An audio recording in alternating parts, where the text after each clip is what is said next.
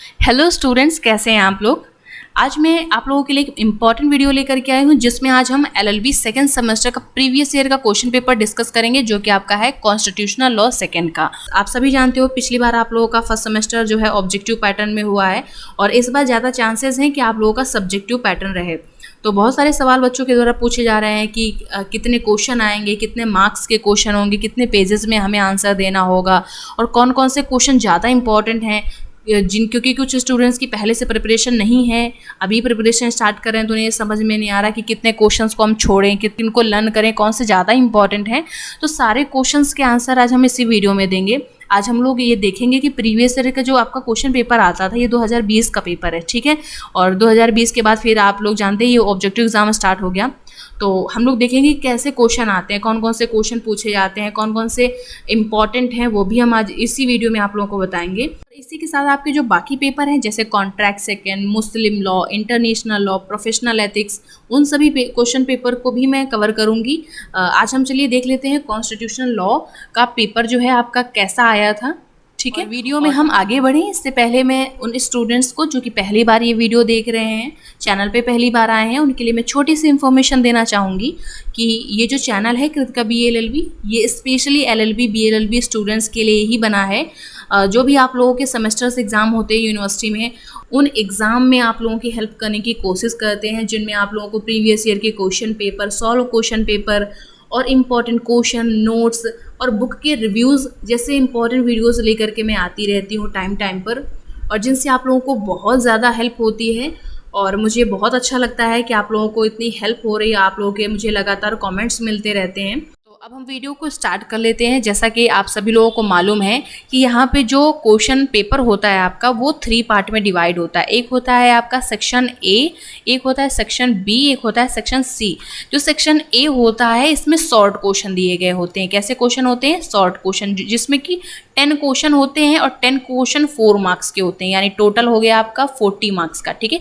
Short question 40 marks के होते हैं। इसके बाद जो सेक्शन B होता है, इसमें 4 क्वेश्चन दिए गए होते हैं, जिसमें आपको ऑप्शन होता है कि आप इसमें कोई भी 2 क्वेश्चन ही अटेम्प्ट करना है आपको, ठीक है, चॉइस होती है। और जो कि 1 क्वेश्चन आपका 15 मार्क्स का होता है। इस तरीके से आपको 2 क्वेश्चन करने हैं जो कि 15 मार्क्स के हैं, टोटल आपका हो गया 30 मार्क्स का। यहाँ पर C सेक्शन में भी 4 क्वेश्चन दिए गए होते हैं, लेकिन आपको 2 क्वेश्चन ही करने हैं। तो ये जो 2 क्वेश्चन है वो भी आपके 1 क्वेश्चन 15 मार्क्स का होता है, तो टोटल आपके 2 क्वेश्चन हो गए 30 मार्क्स का। इस तरीके से ये 60, ये भी 60 और ये आपका 40 हो गया। तो इस तरीके से टोटल आपका 100 मार्क्स का पेपर हो जाता है, ठीक है। बट यहाँ पे जो सेक्शन A होता है, ये कंपलसरी होते हैं 10 क्वेश्चन करना, और यहाँ B और C में आपको चॉइस का ऑप्शन मिल जाता है। 4 में से आप कोई भी 2 क्वेश्चंस कर सकते हो। इतना आपको क्लियर हो गया। चलिए अब हम आगे पहले कुछ क्वेश्चन देखते हैं, फिर हम आगे डिस्कशन करेंगे कि कितने मार्क्स का क्वेश्चन हमें कितने पेजेस का लिखना चाहिए, ये हम आगे क्लियर करेंगे। इसके पहले अगर CCS यूनिवर्सिटी के स्टूडेंट देख रहे हो इस वीडियो को, तो मैं उनको एक ही चीज़ बता दूँ कि आप लोगों का ये जो सिलेबस है, थोड़ा सा पहले आप सिलेबस देख लीजिए, क्योंकि कानपुर यूनिवर्सिटी में तो ये जो पेपर है ये कानपुर यूनिवर्सिटी का है, ठीक है। और जो बाकी यूनिवर्सिटी के स्टूडेंट हैं, जहाँ पर कॉन्स्टिट्यूशनल लॉ सेकंड में ये सिलेबस दिया गया है, जिसमें कि आपका फंडामेंटल राइट्स हैं और directive principles of state policy यानी राज्य के नीति निर्देशक तत्व, फंडामेंटल ड्यूटीज़ यानी मौलिक कर्तव्य। इसके बाद आपके इमरजेंसीज़ हैं यानी आपातकाल, जो भी राष्ट्रीय आपात लगता है, ठीक है, राष्ट्रीय आपातकाल हो गया। और संविधान संशोधन, ये भी एक टॉपिक है संविधान संशोधन से रिलेटेड, ये भी आपका है। एक है लास्ट टॉपिक है व्यापार, वाणिज्य और समागम की स्वतंत्रता। ये आपका कॉन्स्टिट्यूशनल लॉ सेकंड में सिलेबस दिया गया है। लेकिन CCS यूनिवर्सिटी में क्या है कि इसके कुछ टॉपिक हैं इनके कॉन्स्टिट्यूशनल लॉ फर्स्ट में, तो आप लोग पहले अपना सिलेबस देख लीजिएगा, ठीक है। चलिए आप लोग ये पेपर ना देखिएगा, आप लोगों के लिए मैं दूसरा पेपर अपलोड कर दूंगी, ठीक है। चलिए जो भी कानपुर यूनिवर्सिटी के स्टूडेंट हैं वो ध्यान से देखेंगे इसको। अब यहाँ पे आपका जो पहला क्वेश्चन दिया गया है, भारतीय संविधान के अनुच्छेद 12 के अंतर्गत राज्य, भारतीय संविधान के अनुच्छेद 12 में जो राज्य की डेफिनेशन दी गई है वो क्या दी गई है, क्योंकि आप सभी जानते हैं आपकी जो पहली यूनिट है वो यही है कि मौलिक अधिकार क्या है, कौन इसके लिए दावा कर सकता है, किसके विरुद्ध दावा किया जा सकता है। तो यहाँ पर याद रखना कि राज्य के विरुद्ध मौलिक अधिकार प्राप्त हैं आपको। तो आपको सबसे पहले तो राज्य की ही डेफिनेशन मालूम होनी चाहिए कि राज्य के अंतर्गत कौन कौन आता है। सिर्फ ये स्टेट वाले नहीं आते हैं जो आपके दिमाग में हो, वो स्टेट जो आपके यूपी और ये जो यूपी बिहारी जो स्टेट होते हैं, ये वाला स्टेट नहीं है। इसके अंतर्गत आपने आर्टिकल 12 में पढ़ा होगा कौन कौन स्टेट के अंतर्गत आएंगे, ठीक है। तो आगे हम जब इसका पेपर को सॉल्व कराएंगे तो उसमें बताएंगे भी। बाकी का आप नेक्स्ट क्वेश्चन देखिएगा, जैसे न्यायिक पुनर्विलोकन। अब न्यायिक पुनर्विलोकन आर्टिकल आपका 13 में दिया गया है, न्यायिक पुनर्विलोकन, ठीक है। तो आपको करना क्या है, सबसे पहले जो आपके फंडामेंटल राइट दिए गए हैं जो कि आर्टिकल 12 से लेकर के 35 तक दिए गए हैं, ठीक है, इनको पहले पढ़ना है, एक एक आर्टिकल को पढ़ना है। अब इसमें क्या करना है, कुछ इंपॉर्टेंट टॉपिक्स हैं, जैसे यहाँ पे राज्य की डेफिनेशन इंपॉर्टेंट हो जाती है। न्यायिक पुनर्विलोकन ये दिमाग में बना करके रखिएगा, ये क्वेश्चन आना ही आना है। शक्ति पृथक्करण जो कि आपका आर्टिकल 51 से पूछ लिया जाता है, ठीक है, जो कि directive principles of state policy है। यहाँ प्रेस की स्वतंत्रता जो कि आपका आर्टिकल 19 में दिया गया है, ठीक है, जिसमें वाक और अभिव्यक्ति की स्वतंत्रता दी गई, ये भी इंपॉर्टेंट क्वेश्चन है। इसके बाद आपका जो न्यायिक सक्रियता है, जुडिशियल एक्टिविज्म, ये आपका एक लीगल टॉपिक है और ये बहुत इंपॉर्टेंट टॉपिक है। ये अक्सर आपका ए से भी इस पर आता है और ये एक ऐसा टॉपिक है जो किसी भी लॉ एग्जाम में पूछा जा सकता है, तो ये आपको मालूम होना चाहिए, ठीक है। इसके बाद वैसे न्यायिक सक्रियता किसी विशेष आपका आर्टिकल में डिफाइन नहीं किया गया है, लेकिन आपका ये जो समान नागरिक संहिता, इसको आपका आर्टिकल 44 में डिफाइन किया गया है। समान नागरिक संहिता क्या है, ये भी आपका एक बहुत इंपॉर्टेंट टॉपिक है, इससे भी क्वेश्चन पूछे जा सकते हैं, ठीक है। इसके बाद आपका आता है नागरिकों के लिए मूल कर्तव्य। नागरिकों के लिए जो मूल कर्तव्य दिए गए हैं, अगर ये क्वेश्चन आ जाए, इसमें भी आप बहुत अच्छा आंसर लिख सकते हो कि नागरिक, सबसे पहले तो यही लिख सकते हो कि नागरिकों का मूल कर्तव्य जो है पहले नहीं दिया था, हमारे कॉन्स्टिट्यूशन में पहले नहीं दिया, फिर अमेंडमेंट किया गया, कौन सा अमेंडमेंट किया गया, उसके बाद कौन से आर्टिकल में डाला गया, 51 का में डाला गया, कितने मौलिक कर्तव्य उनको लिख सकते हो। वैसे हमारा शॉर्ट क्वेश्चन है, इसमें बहुत ज़्यादा लॉन्ग में नहीं जाना है, लेकिन थोड़ा बहुत हम डिटेल, क्योंकि हमें बहुत ही लिमिटेड लिखना होता है। जैसे आपका जो क्वेश्चन एक था कि हमें शॉर्ट क्वेश्चन कितने पेजेस का लिखना चाहिए, तो वैसे मैं बता दूं आपका 4 नंबर का होता है, 4 मार्क्स का होता है। आप इसको सिर्फ 1 पेज में ही लिखिएगा, क्योंकि अगर इससे ज़्यादा आप लिखने के चक्कर, जैसे मौलिक कर्तव्य आ गया, अब आपको लगा कि यार इसमें तो बहुत कुछ लिख सकते हैं, इसमें हम बहुत कुछ बता सकते हैं आपको, अगर कोई केस याद आ रहा है आप सोचो कि चलो इसमें 2-3 पेज भर दो, ऐसा मत करना, भावनाओं में मत बहना। बस दिमाग में इतना रखना कि एग्जामिनर जैसे 4 नंबर का क्वेश्चन है तो एग्जामिनर 4 नंबर आपको कभी नहीं देगा, आपको 3 से ऊपर तो देगा ही नहीं, मतलब 3 मिल जाएंगे, हाईएस्ट आपको 3 नंबर मिल जाएंगे। तो हमें सिर्फ और सिर्फ एक पेज में ही आंसर लिखना है शॉर्ट क्वेश्चन, चाहे जितना आपको आता हो। ज़्यादा अगर टाइम वेस्ट करोगे तो बाकी क्वेश्चन के लिए आपके लिए टाइम कम पड़ जाएगा, ठीक है। तो हमें शॉर्ट क्वेश्चन सिर्फ 1 पेज में ही लिखना है। बहुत अगर कुछ छूट रहा है, सपोज इसका आंसर भी कंप्लीट नहीं हुआ है, नेक्स्ट पेज में आप थोड़ा बहुत लिख सकते हो, 1-2 लाइन, ठीक है। बाकी हमें शॉर्ट क्वेश्चन सिर्फ और सिर्फ 1 पेज में लिखना है। अब अगला क्वेश्चन जैसे पूछ लिया गया, भारत के उच्चतम न्यायालय की सलाहकारी अधिकारता यानी advisory jurisdiction of supreme court in India.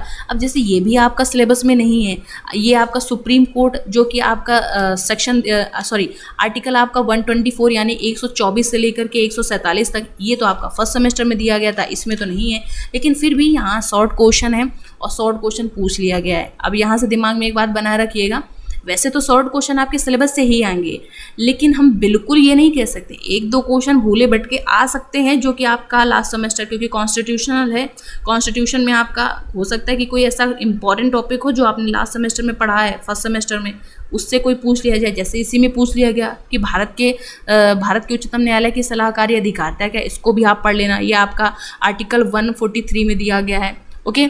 अब इसके बाद जैसे आपका आई नंबर क्वेश्चन दिया गया है, बंदी प्रत्यक्षीकरण लेख यानी रिट ऑफ हैबियस कॉर्पस, ये आपका आर्टिकल जो 32 में आपका एक मौलिक अधिकार है, संवैधानिक उपचार का अधिकार, जिसमें आपका कॉन्स्टिट्यूशनल रेमेडीज़ का जो राइट दिया गया, उसमें टोटल 5 रेमेडीज़ बताई गई हैं। जो सुप्रीम कोर्ट है वो टोटल 5 रिट इशू करता है। बहुत अच्छे से इन 5 रिट को पढ़ना, क्योंकि 5 में से एक तो 100% आनी ही आनी है। इससे ज़्यादा अगर कोई पूछ लेता है कि परमादेश जो लेख है किसके लिए जारी किया जाता है या कौन नहीं परमादेश रिट दाखिल कर सकता है, ठीक है, इस तरीके से अगर कोई क्वेश्चन पूछ ले वो तो एक अलग बात हो गई, लेकिन एक कोई ना कोई रिट आपसे जरूर पूछा जाएगा, तो ये आप अच्छे से प्रिपेयर करना। अब नेक्स्ट आपका क्वेश्चन है विधि का शासन यानी रूल ऑफ लॉ। ये भी आपका बहुत ज़्यादा इंपॉर्टेंट क्वेश्चन है, ये भी आपका हर बार एग्जाम में पूछा जाता है, चाहे शॉर्ट में पूछा जाए या लॉन्ग में पूछा जाए, लेकिन एग्जाम में पूछा जरूर जाता है। अब यहाँ पर भी आपको याद रखना है कि आपका ये आर्टिकल 14 के अंतर्गत आता है, जिसमें आपका समानता का अधिकार दिया गया, राइट टू इक्वलिटी, जिसमें विधि के समक्ष समानता का अधिकार और विधि का समान संरक्षण का अधिकार दिया गया है। अब यहाँ पर भी वैसे तो शॉर्ट में आया है, तो यहाँ पर भी आपको थोड़ी सी अपनी भावनाओं को नियंत्रित करने की ज़रूरत है, ठीक है। जैसे विधि का शासन में लिखने को तो बहुत कुछ लिख सकते हो कि सबसे पहले आप इसका बैकग्राउंड बता सकते हो कि सबसे पहले विधि का शासन का जो सिद्धांत है वो एडवर्ड कोक ने दिया। उसके बाद आपके डायशी आ गए, डायशी की बुक भी मेंशन कर सकते हो, the law and the constitution. फिर इसके बाद बता सकते हो डायशी ने क्या बताया कि विधि का शासन क्या होता है। इसके बाद केसेस भी हैं, बहुत कुछ इसमें लिखने के लिए है, लेकिन थोड़ा सा पेशेंस बना के रखिएगा। विधि का शासन पूछा गया, हमें बताना है विधि का शासन होता क्या है और ये किसके द्वारा सिद्धांत दिया गया था, बस, और किस आर्टिकल में दिया गया है, इतना बता दो, आपका इनफ है। इससे ज़्यादा आपसे नहीं पूछा जाएगा शॉर्ट में, ठीक है।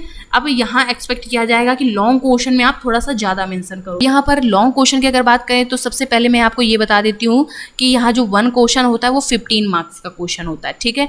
अब इसमें कितने पेज का हमें आंसर लिखना है, तो उसके लिए आप ज़्यादा से ज़्यादा बहुत लिखना चाहें तो आप 5 पेजेस का आंसर लिख सकते हैं, ठीक है। यानी एक तरफ का जो पेज होता है वो 1, फिर दूसरी 2, फिर 3, 4, 5, इस तरीके से आप 5 पेज का आंसर लिख सकते हैं। अगर थोड़ा और लिखना चाह रहे हैं तो 5 से 5.5, 6 कर दीजिए आप, लेकिन 4 मत करिएगा, ठीक है। क्योंकि अब ये बात भी कहीं ना कहीं सच है कि जो एग्जामिनर होते हैं कॉपी चेक करते टाइम पेजेस को देखते हैं, ठीक है।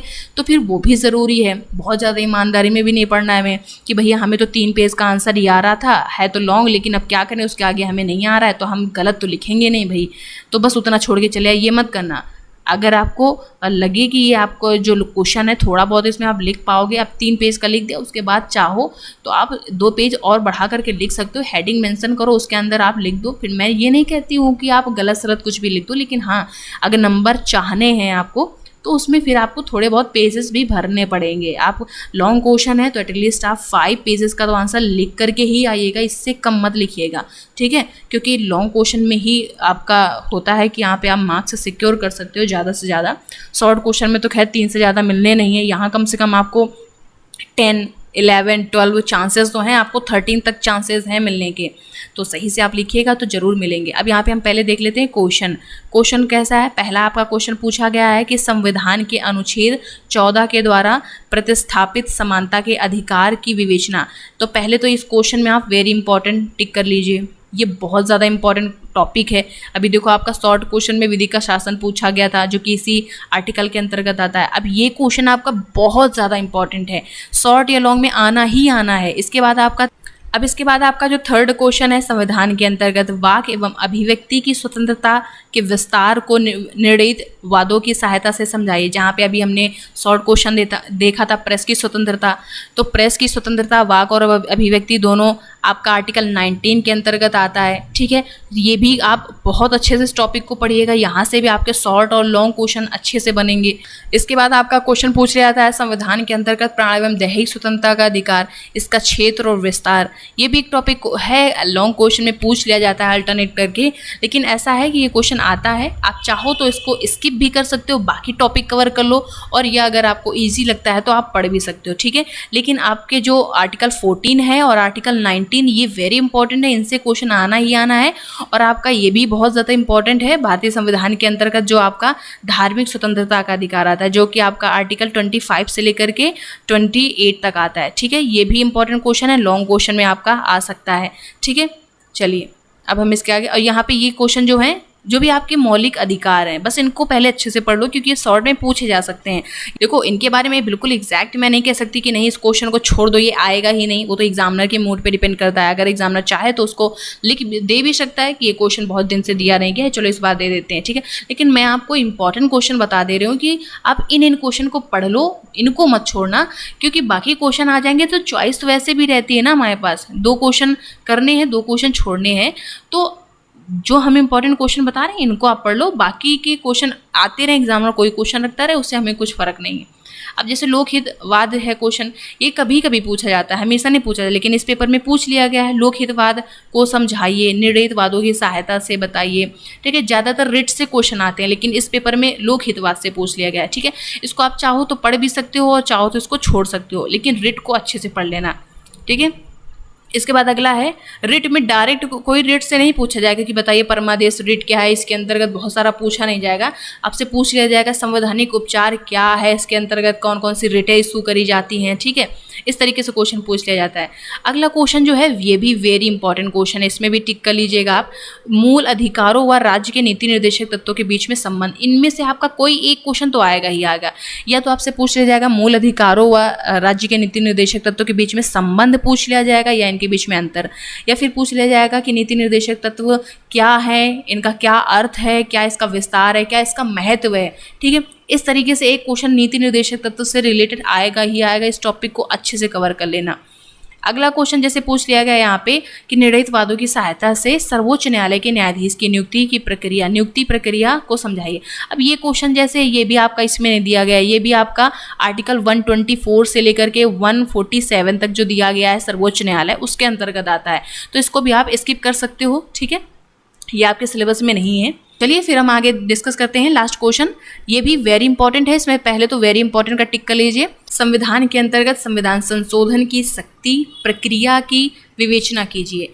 बहुत इंपॉर्टेंट क्वेश्चन है जिसमें आपसे पूछा जाएगा कि संविधान संशोधन की शक्ति क्या है, इसकी प्रक्रिया कैसे, मतलब कैसे इसका संशोधन होता है, इसकी क्या प्रक्रिया है, और केसेस वेरी इंपॉर्टेंट। आपका ये जो सब्जेक्ट है पूरा कॉन्स्टिट्यूशनल लॉ सेकंड, इसमें केसेस इतना इंपॉर्टेंट है कि मैं आपको बता नहीं सकती। अगर आपको टॉपिक थोड़े बहुत क्लियर हैं, आपको केसेस इनके अच्छे से आते हैं, तो आप जितने इंपॉर्टेंट केसेस हो सके इसमें मेंशन कर दीजिएगा। इसमें आपको बहुत अच्छे मार्क्स मिलेंगे, क्योंकि ये लॉ के पेपर में आपके मार्क्स सिक्योर करना बहुत आसान है अगर सही से आप आंसर लिखते हो। अब जैसे यही क्वेश्चन आपका, इसमें इतने सारे केसेस हैं जो कि इससे रिलेटेड हैं, इंपॉर्टेंट हैं, आप मेंशन कर सकते हो, अपना बहुत अच्छा आंसर बना सकते हो। अब यहाँ पे दो क्वेश्चन इंपॉर्टेंट हो जाते हैं, एक है संविधान संशोधन, एक है संविधान का मूल ढांचा। ये दोनों क्वेश्चन में से ही कोई एक क्वेश्चन आपका पूछा जाएगा, और मैं तो कहूँगी आप इन दोनों क्वेश्चन को बहुत अच्छे से प्रिपेयर करिए और इनके साथ में केसेस भी अच्छे से पढ़ लीजिएगा। ठीक है, तो इसी तरीके से आपके मैंने इंपॉर्टेंट क्वेश्चन और जो इंपॉर्टेंट नहीं है वो मैंने बता दिए हैं। ओके, अब वीडियो कैसा लगा उसका आप लोग कमेंट में मुझे रिप्लाई करिएगा। अगर अच्छा लगा हो तो लाइक करना मत भूलना, और सबसे ज़्यादा इंपॉर्टेंट बात कि अगर आप इस पेपर का PDF डाउनलोड करना चाहते हैं तो उसके लिंक मैं डिस्क्रिप्शन में दे दूँगी, आप लोग चेक कर लीजिएगा। ठीक है, और डाउनलोड कर लीजिएगा। ओके, तो फिर मिलते हैं नेक्स्ट वीडियो में, तब तक के लिए बाय बाय, टेक केयर।